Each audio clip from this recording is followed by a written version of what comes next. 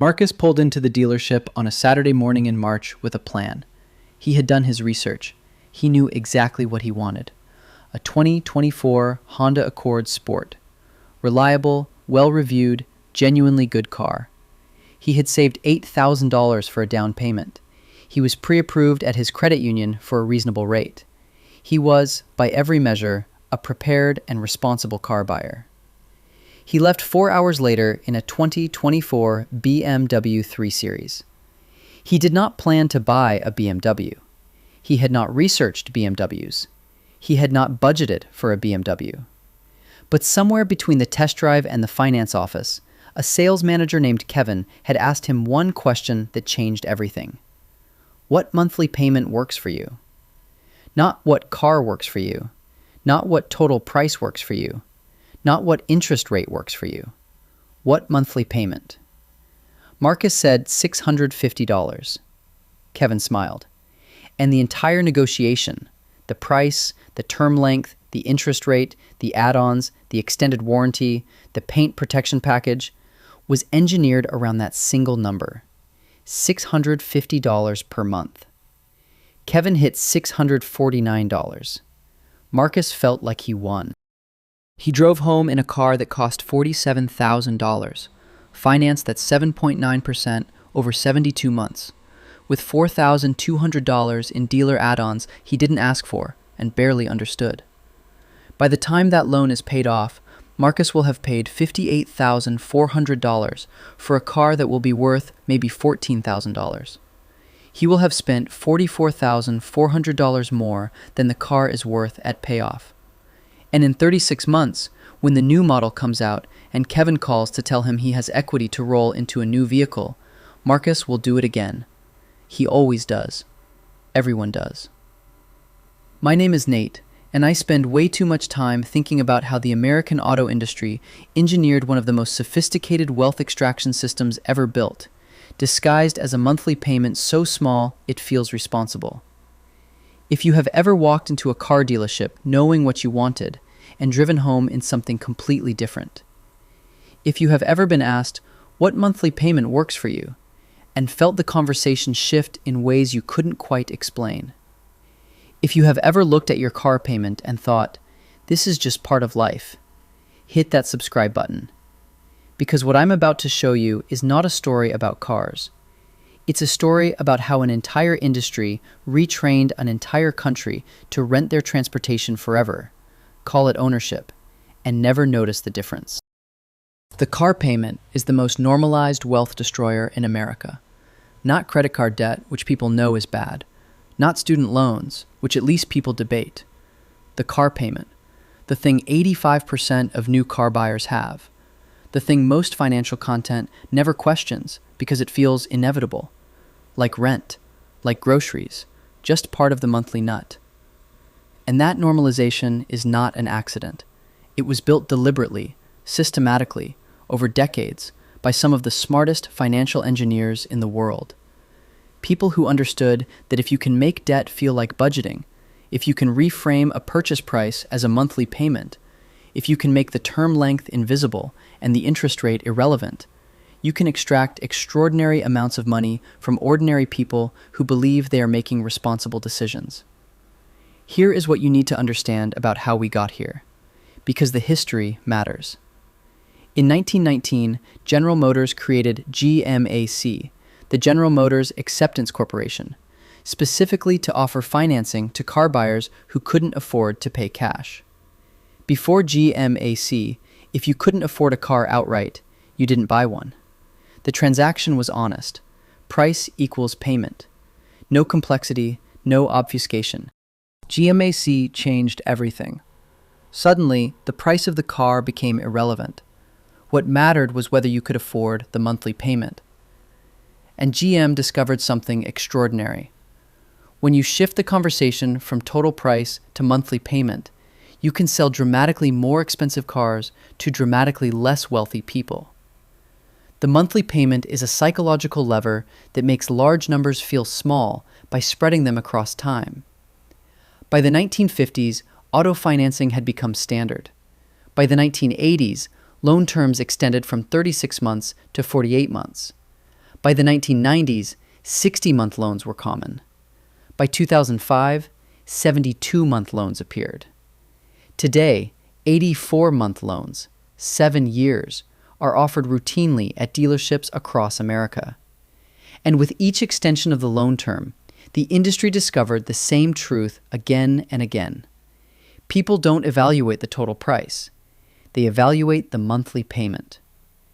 Make the monthly payment feel manageable, and you can raise the price almost indefinitely. Here is what that has done to the American car market. In 1980, the average new car price was approximately $7,000. Adjusted for inflation, that's about $26,000 in today's dollars. The actual average new car price in 2024 is $48,000, nearly double what inflation would predict. The real price of cars has almost doubled in real terms over 40 years, and almost nobody noticed, because the monthly payment stayed manageable through loan term extension and interest rate manipulation. You didn't notice the price going up because they extended the payment period to keep your monthly number comfortable. They didn't raise the price. They hid the price inside a payment. Now let me show you the math that the dealership finance office does not want you to do. Marcus bought a $47,000 BMW, financed at 7.9% over 72 months. His monthly payment is $649. That feels manageable. That was the plan. But here is what the payment hides. Over 72 months, Marcus pays $46,728 in principal and $11,672 in interest. Total paid, $58,400. His car at month 72 is worth approximately $14,000. He paid $44,400 more than the car is worth at payoff. And that gap, the difference between what you paid and what you own, is the dealership's business model. But Marcus is not an outlier. According to Experian's State of the Automotive Finance Market report, the average new car loan in America in 2024 is $40,366, financed at an average interest rate of 7.1% over an average term of 69 months. The average monthly payment, $738, and 84% of new car buyers finance their purchase. Only 16% pay cash, which means 84% of new car buyers are paying interest on a depreciating asset. A new car loses approximately 20% of its value the moment it leaves the lot. It loses another 15% in year 1. By year 5, the average new car has lost 60% of its purchase price. You are paying interest to own something that is simultaneously losing value every single month. You are running on a financial treadmill designed to go faster than you can run. And here is where the car payment cult gets truly insidious, because it doesn't stop at the payment itself. The car payment is the anchor that attracts a constellation of additional costs that most people never calculate together. Full coverage insurance on a financed vehicle is required by the lender. For a $47,000 BMW, that's approximately $2,400 per year, $200 per month, compared to the minimum coverage you could carry on an owned vehicle.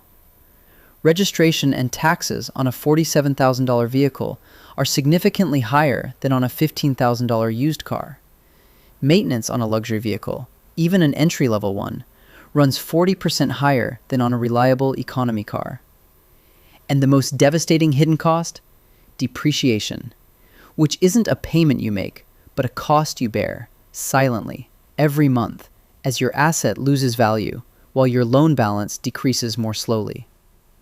When you add the true all-in cost of car ownership for the average new car buyer, payment, insurance, registration, maintenance, and depreciation, you arrive at approximately $1,200 to $1,400 per month in total transportation cost for a single vehicle. Not $649, $1,200 to $1,400. That number is what the dealership finance office never shows you. They show you $649. They make $649 feel responsible. And the other $700 in costs hides in separate bills, separate accounts, separate mental categories, never adding up to the real number in your mind. Now let me show you what the car payment cult costs over a lifetime, because this is the number that breaks everything open.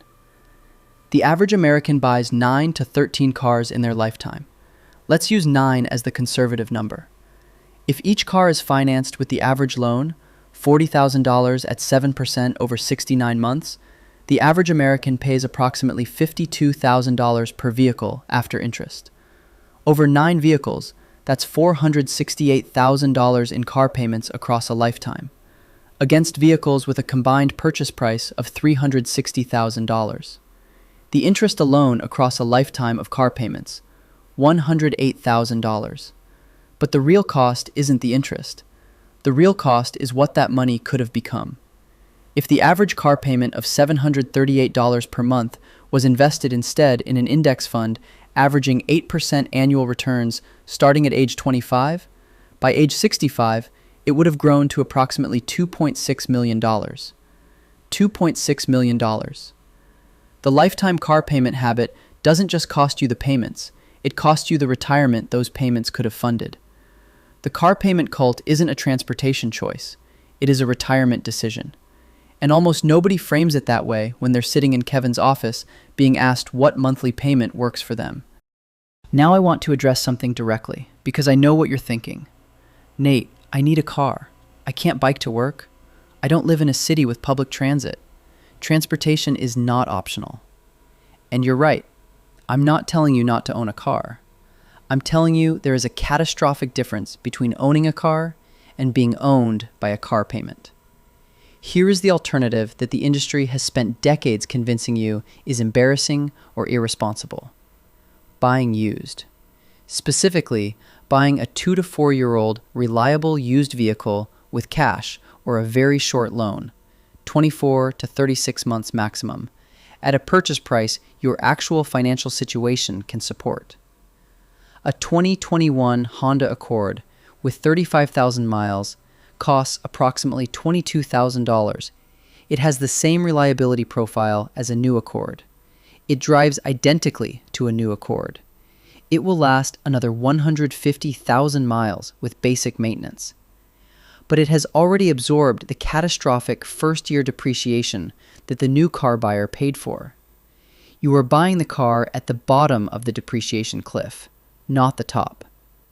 The person who financed it new paid $32,000 for the privilege of losing $10,000 in value, so that you could buy it for $22,000. They funded your discount. If you buy that used Accord with a 24-month loan, your payment is approximately $970 per month. Higher monthly than the BMW, but paid off in 24 months. Then you own it. You carry it for 4 more years with no payment, minimal maintenance costs, and basic insurance. Total transportation cost over 6 years, approximately $23,000 in payments, plus $8,000 in maintenance and insurance. $31,000 total over 6 years.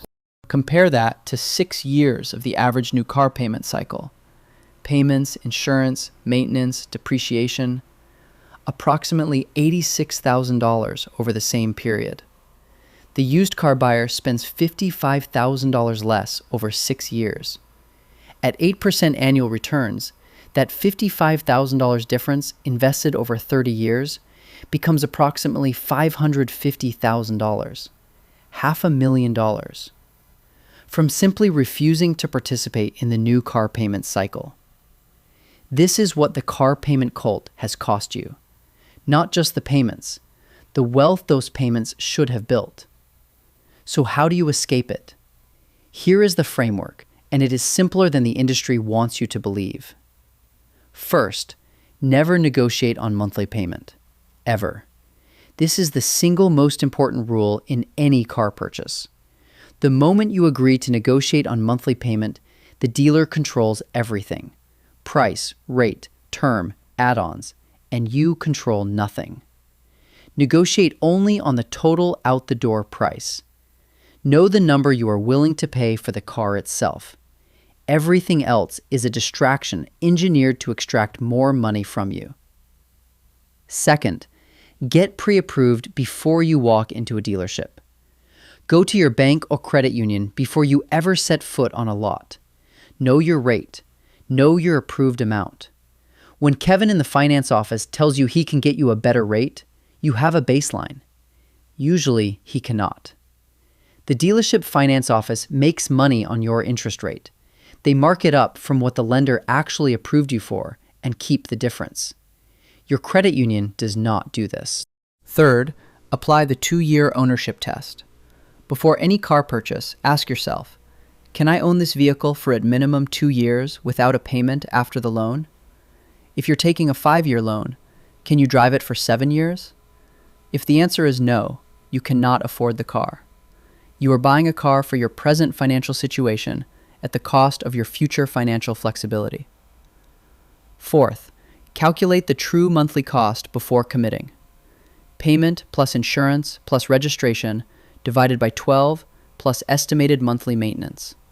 Add those numbers. That is your real monthly transportation cost. If that number exceeds 15% of your take-home pay, the vehicle is outside your means, regardless of what the monthly payment alone looks like. Fifth, and this is the one that requires the most identity shift, let go of the car as a status signal. The car payment cult survives entirely on the equation of vehicle with personal worth. Kevin doesn't just sell you a car. He sells you a version of yourself. The person who drives a BMW, the person who has arrived, the person whose car matches the success they want to project. And as long as you buy that story, you will pay a premium for metal and plastic and a badge, while your actual net worth remains zero or negative. Truly wealthy people, people with real, generational, lasting wealth, are famously indifferent to cars. Warren Buffett drove a 2014 Cadillac XTS he bought used for years before recently upgrading. The Millionaire Next Door studies found that the most common car among American millionaires is a Toyota. Not because they can't afford something nicer, because they became millionaires by refusing to confuse the appearance of wealth with the building of wealth. The car payment is not just a financial product. It is a cultural institution. It is so deeply embedded in American life that questioning it feels radical, even irresponsible. But the math does not care about the culture. The math says that the average American will spend nearly $500,000 on car payments in their lifetime. The math says that money, invested instead, would have funded a retirement. The math says that Kevin's question, what monthly payment works for you, is the most expensive question most Americans will ever answer. Marcus is 31 years old. He has 34 years until retirement. If he keeps cycling through car payments every 4 to 5 years, the way he has since he was 22, he will spend approximately $380,000 on car payments by age 65. If instead he bought his last car in cash, a reliable used vehicle, drove it for a decade, and invested his former car payment for those 34 years, he would retire with approximately $1.1 million more than he otherwise would. Not from changing careers, not from starting a business, from changing one habit, one answer to one question that Kevin asks every Saturday morning to people who came in with a plan and left with a payment. You came in with a plan. Now you have a better one. If this video changed how you think about your car payment, hit that like button and subscribe. I will see you in the next one.